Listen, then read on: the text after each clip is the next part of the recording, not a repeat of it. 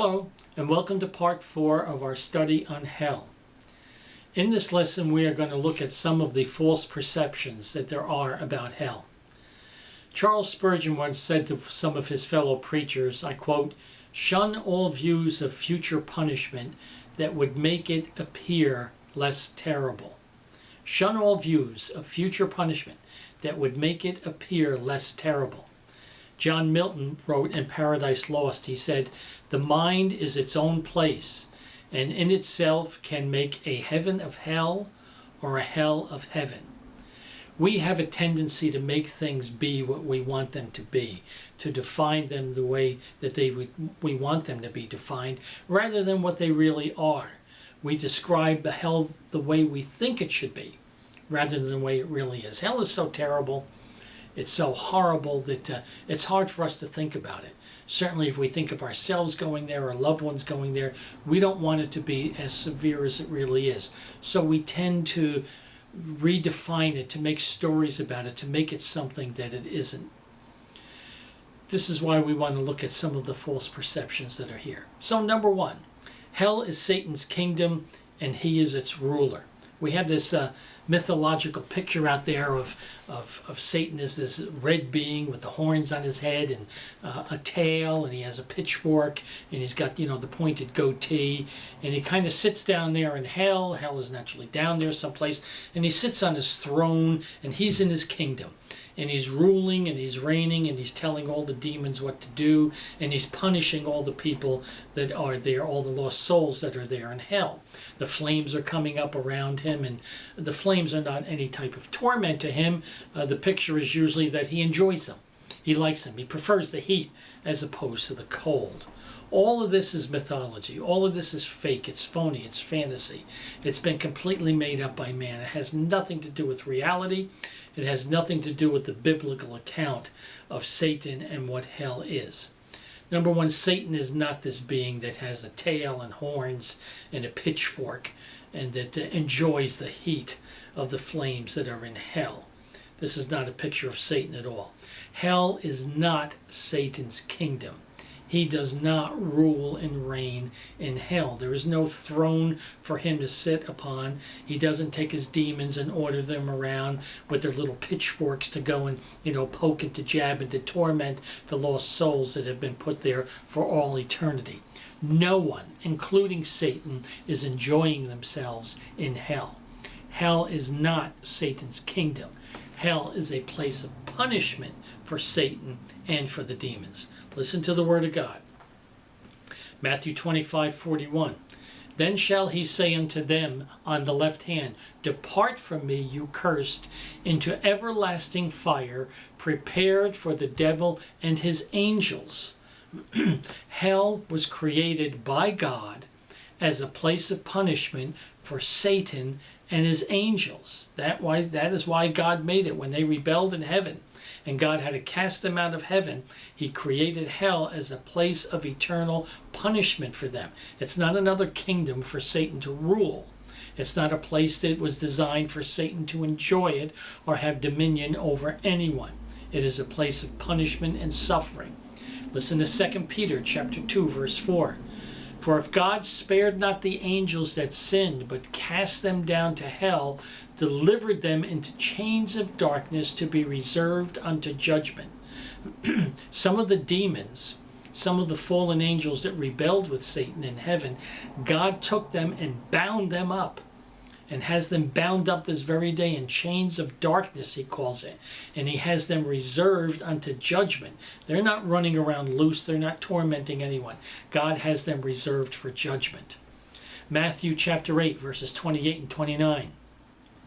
Jesus is walking down the road here, and these 2 men come out that are possessed with demons. And when he had come to the other side, to the country of the Gergesenes, there met him 2 demon-possessed men coming out of the tombs, exceedingly fierce, so that no one could pass by. Listen what they say to Jesus. And suddenly they cried out, saying, What have we to do with you, Jesus, you Son of God? Have you come to torment us before the time? The demons know that they're going to be tormented. Satan knows that he's going to be tormented. Satan knows that hell and the lake of fire is his place of eternal punishment. That's what's going to be going on with Satan and the demons in hell. He's not ruling and reigning. He is being punished forever and ever. Myth number 2, fantasy number 2. People will be partying in hell with their friends. How many times have you heard people say that, when I die, I'm glad that I'm going to hell. I'm going to be down there with all my buddies. I'm going to be partying in hell. We're going to be having a good time. We're just going to be rocking and rolling down there, and we're going to be ruling, and we're going to take care of other people we didn't like and things like that, and people better watch out for us. Milton also wrote in Paradise Lost, he said, better to reign in hell than to serve in heaven. It's another myth. Nobody is reigning in hell. No one is ruling in hell. No one here, we just showed that Satan isn't ruling and reigning. And if Satan isn't ruling and reigning, people are. And there's not going to be any partying going on down there in hell. This is just another fabrication of man's wishful thinking. The truth is there are no parties whatsoever taking place. Hell is a place of eternal torment. You may be there with your friends, but you're not going to be partying with your friends. You're not even going to see your friends. Hell is a place of darkness. Hell is a place of loneliness. Listen to the description here. We talked about this description earlier. Luke chapter 16, verses 23 and 24. And in hell, here's the rich man and Lazarus. And in hell he lifted up his eyes, being in torment. In hell he lifted up his eyes, being in torment, and sees Abraham afar off, and Lazarus in his bosom. And he cried and said, Father Abraham, have mercy on me. What is he doing? He's in torment, and he's asking for mercy. Send Lazarus that he may dip the tip of his finger in water and cool my tongue, for I am tormented in this flame. Do you see the condition of this man in hell? He is tormented. He is in agony. He is asking for mercy. And what does he ask for? He looks over and he sees Lazarus over on the other side. He sees Abraham. He sees them and he recognizes them. Does he look at him and say, hey fellas, come on over, let's have a good time. Hey fellas, let's have a party. Hey, tell Lazarus to grab another brewski over here and let's open it up and let's guzzle a few down. What he's asking for here is just a little bit of water. There's no party here. He wants a little bit of water on the tip of Lazarus's finger to come over and put it on the tip of his tongue. Does it sound like he's having a party? Does it sound like he's drinking his beers and having a good old time? He wants just a tiny little drop of water, and he can't get it. He's crying out for mercy. The rich man is here. He's in a terrible place. And then he goes on to say, because he didn't believe hell was real, and now he's found out that it's real, that it's a terrible place to be, he asks for Abraham to send Lazarus back to earth among the living to warn his 5 brothers. He says, I have 5 brothers. Send Lazarus back to warn them so that they do not have to come to this place of torment. Now, if hell is a big party, number one, he wouldn't be in torment. If hell is a place where we're going to get together with all of our other sinful buddies and have a good old time, why wouldn't he say, hey, I didn't think this hell was real, but I'm here now. But what a place, boy. We're going to be able to go. I can't wait until my brothers get here, till the family's reunited. We're going to have a good time. We're going to party like nobody's ever partied before. When he saw the reality of hell, because he's now living in it, what did he say? Send them back so that my brothers, don't have to come here, because this is a place of torment. There will be no partying going on in hell. Number 3. Some people say, well, at least I may be in hell, but at least I'll be away from all those do-gooders. Usually this is said by people that have absolutely no conception of what hell is like. But to say, all them Bible thumpers out there, all them people preaching and telling you what to do and what not to do, and here's the rules and here's the regulations, and you shouldn't do this and you shouldn't do that, and stop doing this and stop doing that. You can't have a good time, and they're just nothing but a bunch of killjoys, and at least I won't have to live with them for eternity. Well, you know what? You're absolutely right. You won't have to live with them for eternity. You also won't have to live with God for eternity. You also won't have to live with anyone else for eternity. You will also be completely separated from anything and everything that is good. You'll be separated from all hope. You'll be separated from all mercy, forgiveness, compassion, understanding. There'll be no love where you are at. You will be anything that is good, anything that gives you the slightest bit of joy, you will be totally separated from it. 2 Thessalonians chapter 1, verses 7 through 9. And to you who are troubled, rest with us, when the Lord Jesus shall be revealed from heaven with his mighty angels, in flaming fire, taking vengeance on them that know not God, and that obey not the gospel of our Lord Jesus Christ, who shall be punished with everlasting destruction from the presence of the Lord and from the glory of his power. When you're in hell, God has taken vengeance upon you and your sinfulness. It is a place of punishment, and you will be banished from the presence of the Lord, from anything that is good, and from the glory of his power. This is not a blessing. This is a punishment. So you may be separated from all the do-gooders, but believe me, you're not going to be happy. Number 4, hell is here on earth. How many times people have said, there's hell, I don't believe in hell. Hell is right here on earth. All the pain and the suffering that I have to go through. You say, you know what? You don't know what I'm going through, Tarsitano. You're telling me hell's not here on earth. You don't know what I'm going through. You don't know the pain. You don't know the suffering. You don't know what's gone on in my life. You don't know what's been in my childhood, or what I'm going through now, or how my husband has treated me, or my wife, or my children, or what I'm going through physically in my body, the pain that I have, the suffering that I have, the disease that I have, whatever it might be. You don't know what it is. You don't have any idea. You need to come walk a while in my shoes before you make a statement like hell is not here on earth. Well, you know what? I don't know what you're going through. And by making the statement that hell is not here on earth, I'm not trying to minimize any pain or suffering that anyone might be going through. There are absolutely some terrible things that people suffer on this planet. There are torments that we go through. There are physical things that we go through, emotional pain that we go through, and I'm not minimizing them at all.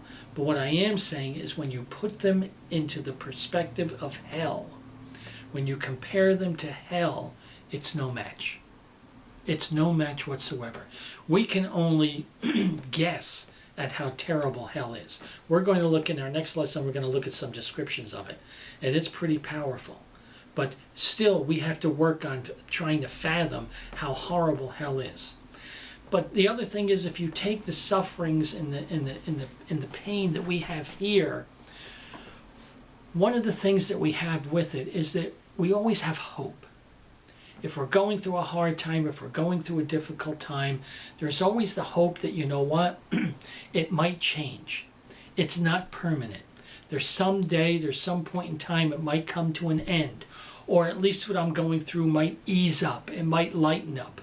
If it's physical pain, maybe I'll be able to take a pill. Maybe it'll diminish. Maybe I'll get used to it a little bit more and it won't be as bad. Or one day it's just they're going to find a cure. It'll go away. If it's emotional pain, maybe I can work my way through this. There's always that hope that one day it might come to an end. Even if it's something that's so devastating, if it's physical or emotional, that nothing is going to relieve it except death, as bad as that is, that's still an end. It still ends it. Whatever you're going through, even death ends it. With hell, there is no end.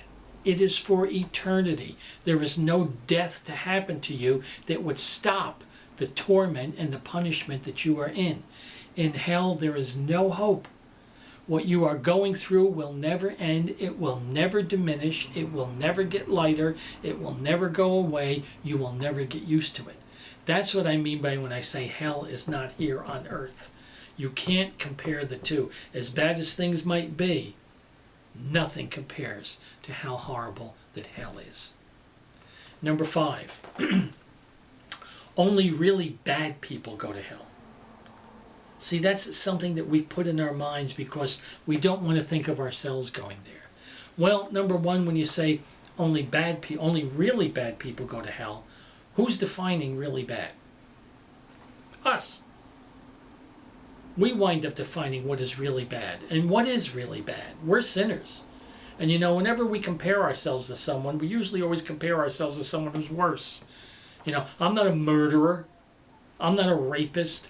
I don't molest children. I'm not a child molester. Those are really bad people. They're going to hell. I sin. I know I sin. I know I've done some things wrong I shouldn't have done, but, I'm sorry for this and that, but I'm not bad enough to go to hell. See, the problem is we're defining really bad according to our standards, not according to God. Remember what we did. If you've listened to our lessons before, we talked about why God created hell, because God is a holy God. He is absolutely without sin. He is perfect. He is 100% pure. So with God, in God's eyes, from God's perspective, one sin makes you bad. One sin is enough to condemn you to hell. Go back to Adam and Eve and look what happened with Adam and Eve. All that happened there. God sentenced them to death, sentenced them to hell, cast them out of paradise, put the angel there, and cursed the ground and cursed man. Why? Over one sin. One. God said, in the day that you sin, the day that you commit one sin, you will surely die. God says in Romans 6, the wages of sin is death. The soul that sins, it shall die. All of this is a punishment of sending a person to hell. So we have to look at this from God's perspective. God broke fellowship with Adam and Eve over one sin. How many sins have you committed? How many sins have I committed? God says our most righteous acts are as filthy rags.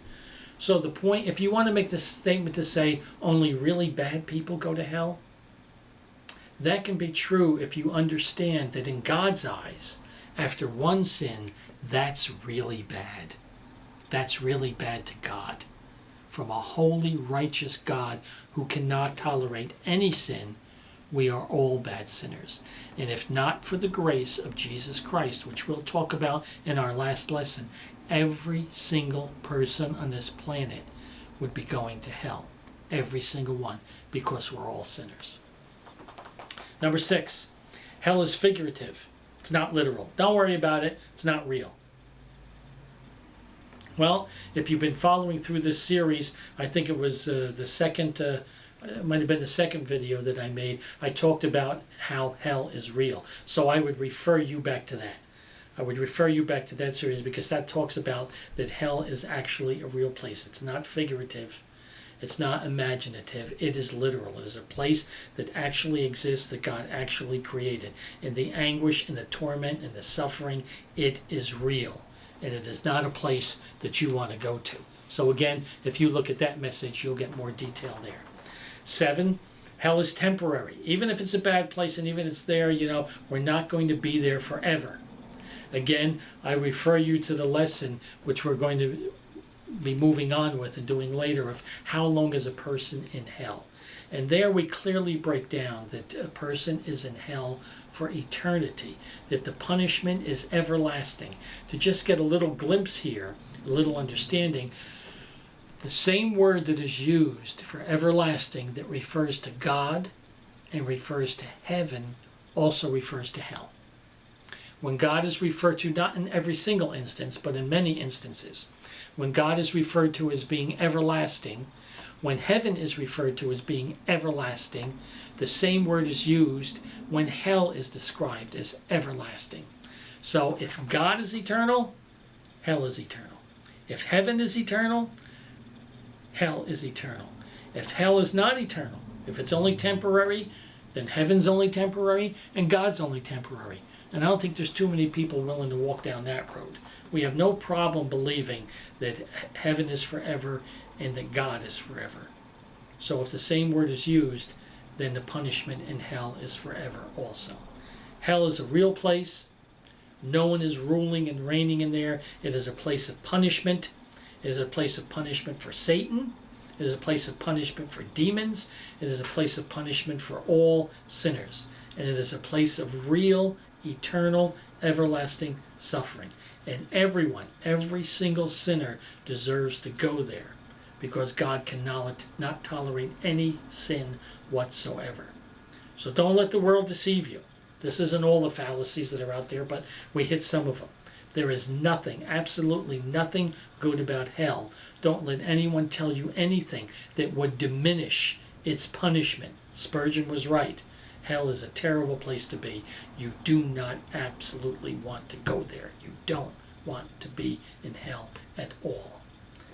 In our next lesson, we're going to talk about what hell is really like. We've been touching on points here. We're just going to focus right in and look at how Jesus Christ literally described hell. Thank you for watching, and may the Lord bless you.